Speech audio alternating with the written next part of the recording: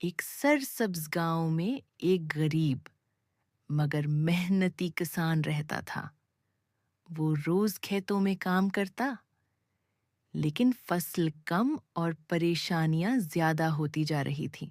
गांव वाले कहते थे कि उसके खेत के पास एक परासरार जंगल है, जहां कोई नहीं जाता क्योंकि वहां अजीब आवाजें आती थीं।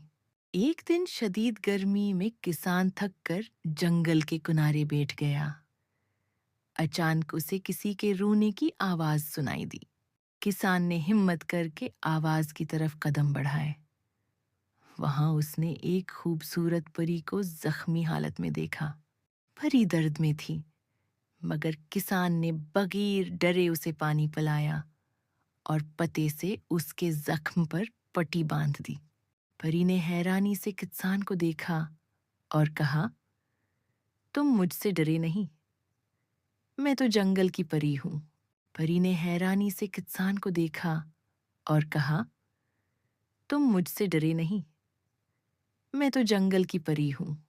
किसान मुस्कुराया और बोला, दर्द में मुब्तला किसी की मदद करना मेरा फर्ज है, चाहे वो कोई भी हो।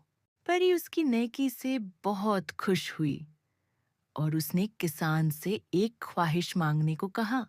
किसान ने कहा, मुझे दौलत नहीं चाहिए, बस मेरे खेत हरे भरे हो जाएं ताकि गांव वाले भूखे न रहें।